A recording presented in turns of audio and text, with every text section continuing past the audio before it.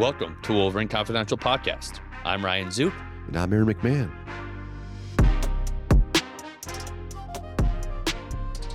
Michigan's basketball programs both picked up a pair of recent victories and have huge swing matchups upcoming. The contract details for Kyle Whittingham and his assistants are in, and boy, are they lucrative. A new football commit and more on this episode of Wolverine Confidential. Happy Monday to you, Aaron, on this balmy Monday morning. Sun is shining, which is a great sight after the blizzard we had on Sunday. Did you have to venture out at all during this lovely winter storm that we had? No, I've tried to stay in as much as possible. And there's been no other than to go out and shovel and everything. But no, I've been trying to stay in. Obviously, been covering basketball in and out. But other than that, trying to stay warm because man, it's cold out there. Yeah, it's cold. The roads are dicey. I had to go to the women's basketball game yesterday, and it's like not very hilly in Ann Arbor. And I have I have a new 2025 Chevy Equinox, and this is like the first like big snowstorm I've driven in, and I just did up like little hills. Like my tires are sputtering. It's like, damn, I can't get any traction out here. It was pretty brutal. But as cold as it is outside, the basketball teams are heating up and just in time for a massive weekend. Let's start with the men. 86-72 win over Indiana last Tuesday, then a 74-62 victory over Ohio State on Friday. We can dive a little more into those matchups in a bit, but first I want to look ahead because it sets up a first place showdown against undefeated Nebraska on Tuesday, and then another top 15 matchup on Friday against Michigan State. You guys spoke with Dusty May shortly before this podcast. What are your biggest takeaways from that media availability? They're looking forward to measuring themselves against these two teams, right? Like Michigan's had some decent competition this year, but like this is kind of judgment week in some respects, right? Like you've got number 7 Nebraska, they're 20-0, and while maybe their strength of schedule hasn't been particularly great, they do have some good wins. They won Illinois, they have a win over Michigan State, who Michigan will play later this week. So this is kind of measuring stick games for this Michigan team. Yes, they're ranked number 3 in the country. Yes, they're considered one of the best teams. But they've been up and down the last few weeks. They played some good ball and they've not played some great ball, as was shown the last week in those 2 wins over Indiana and Ohio State. So Dusty's always talking about being tested, getting different looks, playing different competition, and they're going to get it this week. Fortunately, maybe for them, it's going to be at home, right? It's in their home environment. It's at Chrysler Center. They're playing a really hot Nebraska team coming up. They're the number 1 team in the Big Ten at the moment. They're ranked, 12th in Ken Pom. They're a very good defensive team, and that's something Dusty's been talking about, right? Like he's been wanting the Michigan offense to go up against different looks, different defensive teams, and they've gotten some tests in recent weeks. So Nebraska will be another one, and then Michigan State Friday. It doesn't stop, right? You have Ohio State on Friday, you have a really good Nebraska team Tuesday night. And then you've got, in-state rival Michigan State Friday in East Lansing. So that's going to be a test as well for them. So we'll see here.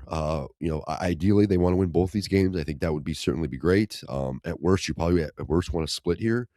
But no, it's another test heading into the meat and potatoes of the season, right? The calendar's getting ready to flip to February. And then before you know it, you hit at March. So these are games where Michigan can learn a lot about themselves and show and prove that they're, one of the best in the country. What a world of college athletics we live in right now. Indiana capping off a undefeated national championship in football, and Nebraska leading the Big Ten in men's basketball. It's going to be.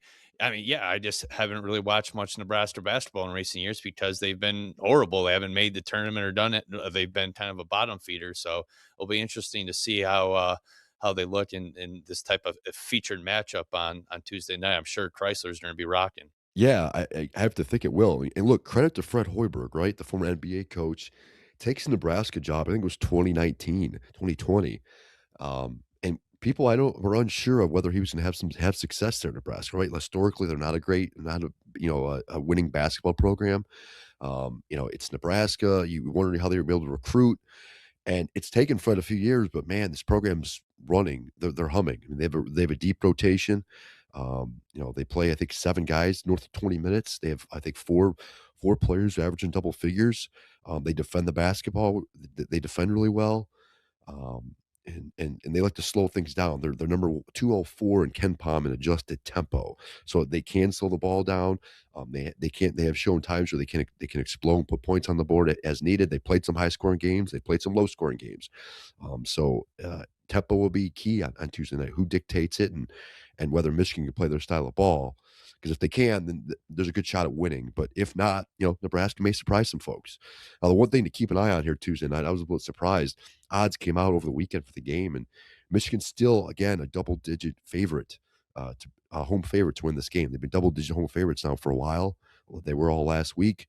We're able to cover the spread in either. We'll see if they can do it again Tuesday night against the Cornhuskers. Man, that really is wild this to see some of these spreads this year for these Michigan games. I mean, I guess when you win so many early on by 30, 40 plus points and start the season undefeated until that Wisconsin loss, but even after that, they're still I mean, Vegas seems to really like the Wolverines this year. They do, and look, keep in mind, Michigan was covering at a blistering pace early in the year. They were covering games left and right, and I think odds makers clearly got tired of losing. And as we know, Michigan bettors, Michigan folks do like to bet, and they've got money. So I think odds makers in a way are kind of overcompensating. So they've certainly adjusted. You can maybe make the case over adjusted, and they're trying to get some of that money back. Yeah, I mean, speaking of covering spreads and stuff, I mean, it seemed like on Friday night against Ohio State, I think it closed at like 15.5, 16.5. And for most of the game, it seemed like, man, is Michigan even going to win this game? They were locked in a nail biter against the Buckeyes and then kind of had a big fourth quarter to win by, I think, 12. I guess, yeah. I mean, how did Michigan close that one out and what changed from the first three quarters? It was a wild game. I counted 9 ties, 12 lead changes. It was back and forth very much for the first 30 minutes or so, right? Like, there was a point there in the first half where Michigan was down 4, and you're wondering, "Oh boy, like, what's going on here?" Because Ohio State, they're fine, but they're not they weren't ranked. They're not exactly considered one of the top teams in the country. So it took a while Michigan get going. I think Dusty May said he felt like they played 30. They played well. They closed the first half on a 13-6 run and take a halftime lead. They opened the second half on a 12-3 run. Ohio State comes back, ties the game 50-50 with about 9 minutes left. And then Michigan goes on a 10-1 run and then closes the game on a 24-12 run. So it was very much a game of runs, as I pointed out, right? Like, there were a bunch of ties, a bunch of lead changes, a lot back and forth action, basically through the first 30 minutes or so. And then Michigan put on the gas there. They hit a couple threes. Elliot Cadeau, he only had 6 points, but all of those 6 points came off 2 critical three-pointers in that 10-1 stretch there where Michigan was able to kind of distance themselves. They got, balanced scoring. Yaxel Lendenberg, 18 points, on 7 of 13 shooting. Morris Johnson Jr., 12 points, 6 of 6 shooting. Trey McKinney with 12 points off the bench. So they were getting contributions from pretty much everywhere. And on a weird shooting night, right? Like, they were 52% from the floor, but they're only 5 of 23 from 3. So Michigan was having a tough time getting it together on the perimeter, but I think as the game wore on, they realized that they crashed the boards and got stuff closer to the basket. Things were working out because Ohio State had some size, but they're not as athletic as Michigan. And as the game went on, it became clear that Michigan was the better team, and it took them a while to pull away, but they did toward the end. Yeah, I mean, and they can't lose on Trey Burke night either. Yeah, that's right. Yeah, it was Trey Burks. He was honored. You don't want to call it jersey retirement because they're still using number 3, but they took his number 3 jersey and sent it to the rafters of Chrysler during halftime ceremony. Quite the scene, right? Like you and I both grew up watching Michigan basketball in some capacity, and I still remember Trey Burke's 3-point shot there in the Final Four against Kansas to send to the national title game. It's one of those moments I think you'll never forget. So he's, a highly popular guy. A lot of his teammates were there. The ones that could make it, the guys that are still in the NBA obviously couldn't. But he seemed like, he was good spirits. He was happy to be there. He was happy. I think he was happy to be honored. He brought John Beeline back, as I said, some of his former teammates. So in a way, it was a kind of a reunion. But yeah, it was a fun night. For someone who maybe has followed Michigan basketball for a long time, if you weren't there or maybe you're watching on television, it was an enjoyable evening. It is weird because like, he was in college both when we were in college, right? So it's like to see where he is now, I mean, it's yeah, like, I don't know, we're getting old too, I guess. And I think he's 35, 34 now. and he's still playing basketball. Yes, he's not in the NBA. He's been removed for a few years now, but he's still playing professionally in Puerto Rico. So I think he was in Mexico a couple years ago. So he's still trying to play basketball. He had a lengthy NBA run, I think 9 years, bounced around a little bit. But he made some money and did what he wanted to do, right? Like he spoke to us actually before the game, the media, and he was saying like he wanted to leave Michigan after his first year. That was kind of his goal, right? Like he had a big first year. He was freshman All American and some charts. He was saying his name at the the tail end of the first round, early second round NBA mock drafts. He had to be talked into coming back. I think John Beeline had a big factor in that. Some of his teammates were there. Some of the people around him had to talk him into coming back, and he was grateful that he did. Right, he ended up being National Player of the Year in 2013, helped Michigan get to 31 wins, got them to the Final Four, and got them into the national championship game. So he was thankful he came back because he made a lot of memories, right? And it ultimately helped boost his draft stock because he ended up going, I think, top 10 in the 2013 NBA draft. No, on the women's side, Kim Barnes or Rico picked up her 300th win at Michigan last Thursday in a 94-60 romp over Rutgers. And then the Wolverines came home Sunday and needed a big fourth quarter of their own to beat USC 73-67. And that was my first look at the team in person this season. And minus a disastrous third quarter, the Wolverines looked really good. I mean, they built a 13-point lead at halftime, but were outscored 31-13 in the third quarter before going on a 13-0 run to begin the fourth to kind of put them ahead for good. Got a little bit dicey, but yeah, just a dominant effort in the fourth quarter to remain unbeaten at home, 17-3 overall. Yeah, I mean, it's the team isn't very big, but their ball movement is really impeccable, and their entire lineup can score.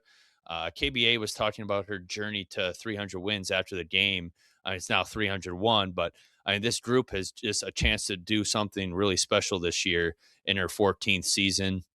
18-8 or 8-1 in the Big Ten now, trailing only unbeaten UCLA and Iowa, a top team nationally in a good position to begin the NCAA tournament at home. I mean, I was really impressed with Olivia Olson, the team's leading scorer, who had 24 on Sunday.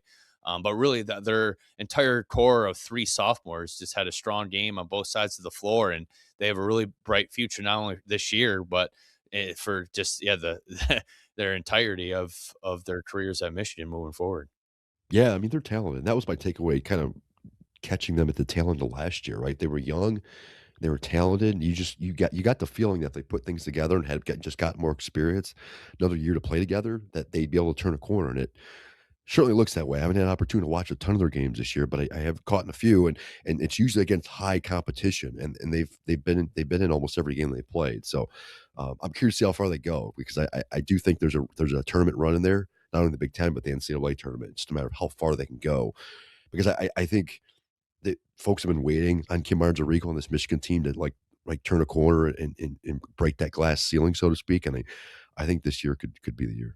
Yeah, most definitely. And yeah, like their two of their three losses were against top five teams, UConn and Vanderbilt by 3 points, games that they were in it till the very end. So they've shown that I mean, earlier on in her career, she would win games that she's supposed to, but against those games against top notch opponents, they would often come up on the losing end and sometimes get blown out. That's just not the case anymore. A testament to how far this program has come. So it'll be interesting to see where they go. I mean, they have Indiana on Thursday, who is winless in Big Ten play. They should roll in that one. And then they face MSU and East Lansing on Sunday, which will be another top 15 matchup. So yeah, I mean, some in-state rivalry games this week that I'm sure a lot of folks will be paying attention to, and I think it's really good for the entire state to have both programs and both men's and women's humming along like they are this year. Yeah, and it's created some good environments, right? They're packing Chrysler. Every game's become must watch. It's gonna be a fun March. See how far these two teams can go because I got a feeling both of them will be in it till the very end. Yeah, and even like last yesterday against USC, I mean, the weather was absolutely horrible out, roads were horrible. I'm like, yeah, I wouldn't be surprised. Why would people just venture out into this to go see this game? But am a pretty good crowd on hand for a game considering the elements outside. So yeah, it's definitely a home. There's a reason why Michigan women are 11-0 at home this year. The Chrysler Center crowd definitely plays a factor, and the players and KBA mentioned that after the game too. So very, very intriguing week of basketball ahead. But pivoting to football, not much on the roster front since our last pod, but we did get our contract details for Kyle Whittingham and his staff. How much are he and his assistants making, and how long are they under contract for? Well, we'll start at the top. Kyle Whittingham, the head coach, signed a 5-year deal when he, December 26th, when he was reported and named as head coach. He's averaging about $8.2 million a year, which is a little higher than what Sharon Moore was making. Sharon was making about five and a half, six, depending on the year. This makes sense. Whittingham's more experienced. He's been around longer. He's just, he commands more money. But it's a standard 5-year deal. That's typically what Michigan's been paying their football coaches of late, whether it was Jim Harbaugh, Sharon Moore. Year one, Kyle Whittingham will be making $8 million. He was eligible for a $2.3 million signing bonus, so that's going to bump his pay for at least this first year, north of $10 million. Whenever you look at these contracts, a couple things you always want to look for. It's one, the buyout, what Michigan stands to pay, or what the coach stands to owe if he were to leave. In the case of Whittingham, he's gonna he would have to pay Michigan would have to pay him 75% of the remaining compensation if they decide to fire him without cause. And then if he leaves, a buyout starts at $5 million year one and drops $1 million each year. So it's not a huge buyout if he were to decide to leave. Important to point out he is 66 years old, so you do wonder Yeah, what the market would be like. I don't know where else he'd be going at this point. Exactly, and then he's eligible for some bonuses every year, which is pretty standard. It was in Sherrone Moore's contract. It was in Jim Harbaugh's contract, but these are pretty big. If Michigan were to just make the Big Ten title game, he stands to make $500,000. If they were to win the Big Ten title game, it's an additional $1 million, and then if they get in the playoff, it's another beast. $200,000 for just getting in, $100,000 for playing in the quarterfinal, and then that jumps $200,000 in the semis. And then if you were to make the CFP title game, it's a half a million, and win, it's $1 million, and all those add up. So if you were to make a CFP run, that could boost his pay pretty heavily. So that's Whittingham. Most of those terms were already previously reported by ESPN about a month ago. We got those numbers as well and put them up. But we have an article up now at MLive.com. You can see all the numbers up close and personal. But what I found interesting, we got contracts back for all of his staff. And, you get an idea of when you look at these, you get an idea of what Michigan's investing in their assistants. And I will say this, Michigan's come a long way in paying their assistants. There was a time years ago, the early to mid years of the Jim Harbaugh tenure, where Jim was fighting for more money for his assistants because he felt like if you recall, some of them were getting plunked for other jobs, some of them were leaving for head coaching jobs or NFL jobs. Michigan is invested in their assistants this time around, and I'll lay it out here. Defensive coordinator Jay Hill, um, he signed a 3-year deal. He'll be making an average about $2.6 million per year. He starts out at 2.5 million year one, goes up to 2.6 year two, and then 2.7 year three. Just for or clarity's sake here, or comparison's sake, Wink Martindale, who was obviously just terminated once Sharon Moore was fired. Wink Martindale was set to make $2.7 million this coming year, 2026, if he were to stay on the staff. So they're paying Jay Hill essentially what Wink Martindale was commanding, which is interesting to me because Wink Martindale was a highly decorated veteran coordinator. He had NFL experience. He was highly successful in the NFL. Came back to college, and he was getting effectively what NFL pay. So Michigan is starting Jay Hill, who, don't get me wrong, he's been very successful at BYU. He was a former head coach at the FCS level. They're paying Jay Hill quite a bit here, and then on top of that money I just laid out, he's eligible for a $500,000 signing bonus. So that's going to push his pay year one closer to $3 million, which is pretty impressive. And he's got bonuses in there as well for Michigan finishing top 4 in the Big Ten in scoring defense, top 15 in the FBS in scoring defense. Same thing with Jason Beck. Jason Beck, their new offensive coordinator, he's getting $2.8 million year one, $3 million year two, 3.3 million year three. And just again, for comparison's sake here, Chip Lindsey, who was Michigan's coordinator last year, veteran guy, been around the block, former head coach, He was only getting $1.4 million last year. So this is a doubling of what of Chip Lindsey got. So pretty impressive. They're willing to shell out the money here. And then it goes down the line. Like Michigan's new offensive line coach, Jim Harding. He signed a 3-year deal. He's making over $1 million a year as the offensive line coach. 1.1 million year one, year 1.2 million year two, and 1.3 year three, on top of $1 million signing bonus. So Michigan's offensive line coach this year one is going to be making more than $2 million. So I mean, that's not what we're used to here. I mean, Grant Newsom was making about, I think, six, seven, eight, or $900,000. Yeah, he started at like 240 or something, right? Something really low. Right, right, as tight ends coach, and Sherrone Moore by the end, when he got promoted to tight ends or excuse me, offensive line coach, he was making about 600K. So Michigan is committing more money to the key spots here.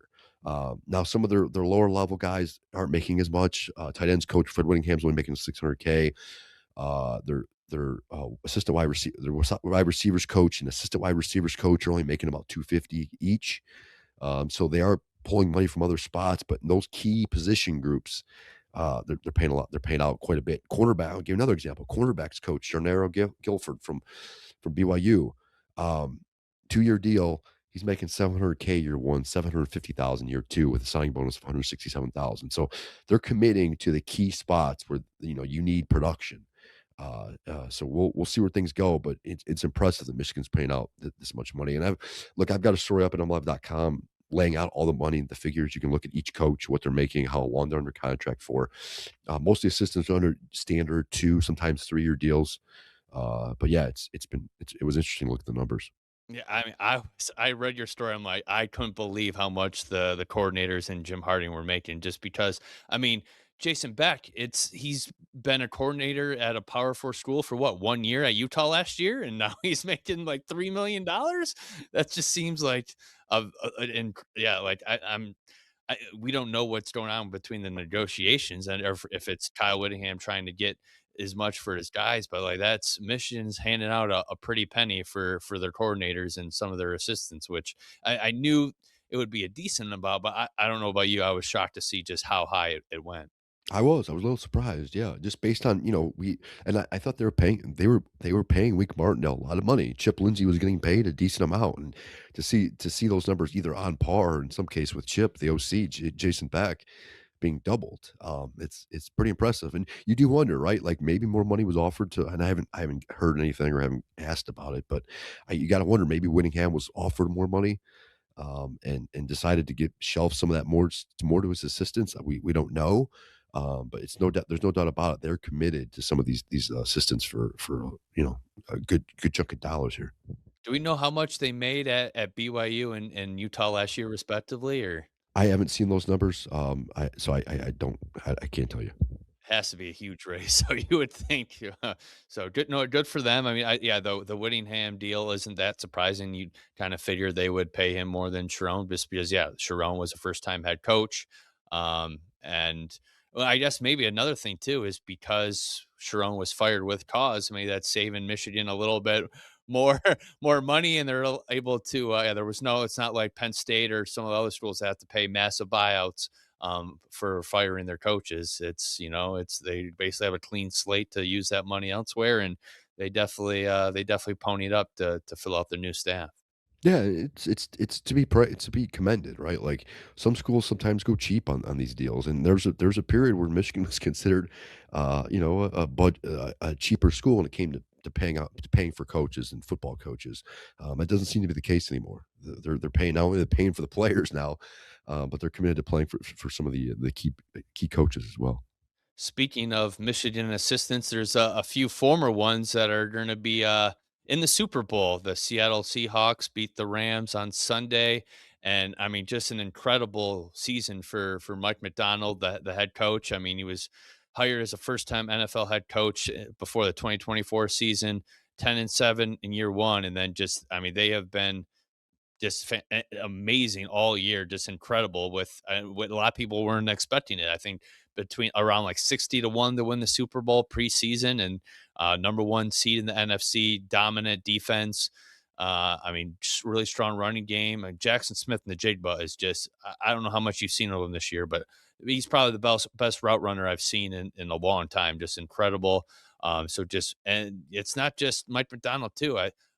Chris Partridge is also on the staff, former Michigan assistant, and Jay Harbaugh, special teams coordinator. And we were always impressed with Jay Harbaugh's special teams guy when he was at Michigan. It's no surprise to see him go to the NFL, and I would think Seattle's special teams unit's one of the best, if not the best, in the NFL this year. So, yeah, three former Michigan players also on the Seahawks: Mike Morris, Oluwatimi, and AJ Barner, who's finished second on the team in receptions during the regular season. As a fourth round pick in 2024. He wasn't really a huge part of Michigan's passing game in his 1 year at Michigan, but he's really turned into a nice piece for the Seahawks offense. And then, yeah, on the other side, you have the Patriots and Mike Onwenu, been anchor for their offensive line now for several years. So I mean, it's one former at least one former Michigan Wolverines is going to win the Super Bowl this year. Yeah, I feel like this is a yearly thing, right, where Michigan guys are playing for a Super Bowl, and it's I guess it's no surprise given the success that they've had, right, the last 4 years. But I'll say this, watching after the NFC champ or the AFC Championship game, um, or watching the Seahawks win, you see you see McDonald on the stage, and I couldn't help thinking, I'm like, we were talking to him like 4.5 years ago, and there's this guy who he was a smart dude. You could tell that he knew football. He was a very smart defensive coordinator.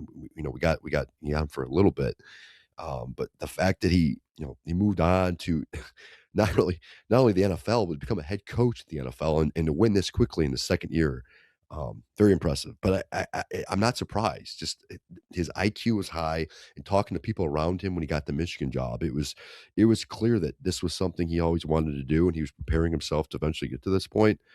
And he surrounded himself with smart coaches. You mentioned Jay Harbaugh. I was always impressed at how prepared he was, whether he was coaching special teams, tight ends, whatever. I mean, he coached Running multiple backs, multiple different spots at yeah. Michigan, and it almost seemed like while he didn't always have the best players, he was prepared, he got the most out of his guys, and in some cases, he did have the best players because he was a very good recruiter.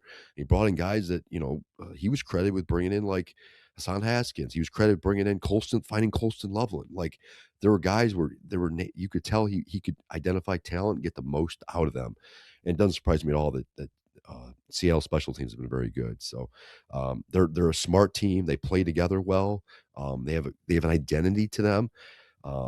AJ Barner has been a big surprise to me. As you said, like, he wasn't a big part of the passing game coming out of Michigan. Yes, he did a little bit at Indiana, but, like, I still remember going down to the Senior Bowl that year and watching him drop balls left and right.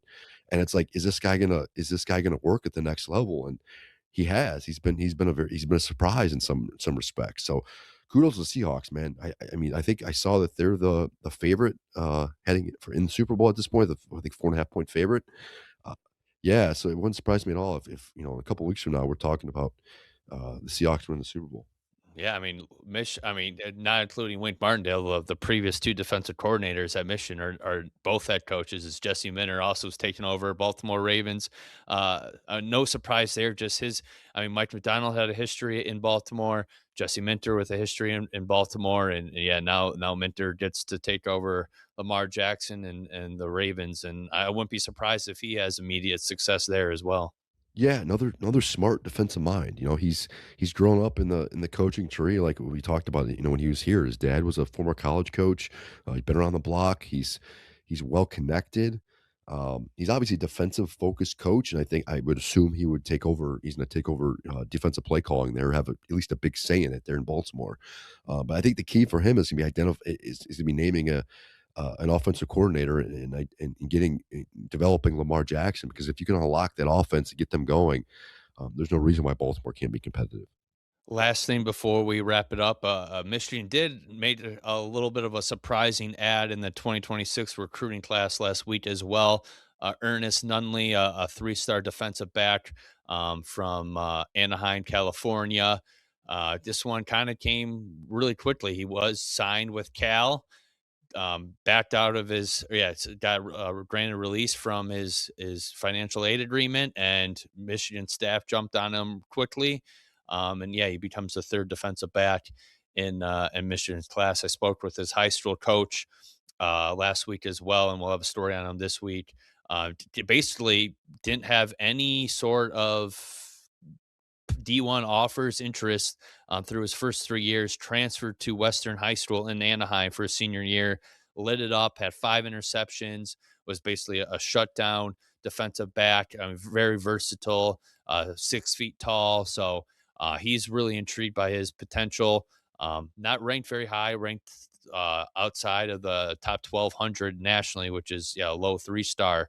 But still, yeah, Michigan needed bodies there after losing some defensive backs, and they decided to jump on a former Cal signee to fill out a spot.